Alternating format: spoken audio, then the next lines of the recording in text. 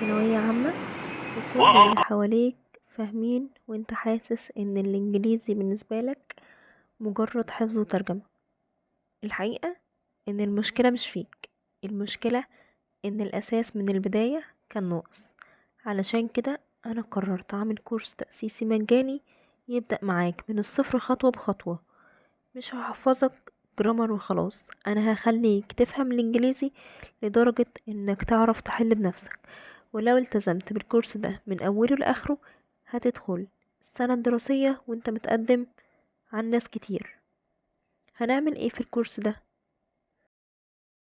الكورس ده لأي طالب حاسس ان الانجليزي صعب او متلخبط معاه.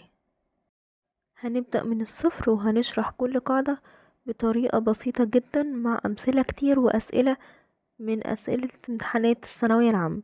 مش هنعتمد على الحفظ، هنفهم القاعدة الأول وبعدها هنعرف نطبق على أي سؤال. هنبدأ بالأزمنة وبعدها هنكمل باقي الجرامر بالترتيب، بحيث كل درس يتبني على الدرس اللي قبله. وبعد نهاية كل فيديو هيكون في تطبيق وأسئلة علشان تتأكد إنك فهمت الدرس فعلا. هدفي إنك لما تخلص الكورس ده تبقى قادر تحل أي سؤال بثقة من غير ما تحفظ قواعد من غير فهم. لو ناوي تبدأ معايا من أول يوم اكتب في الكومنتات مستعد، واشترك في القناة وفعل زر الجرس عشان ما يضيعش منك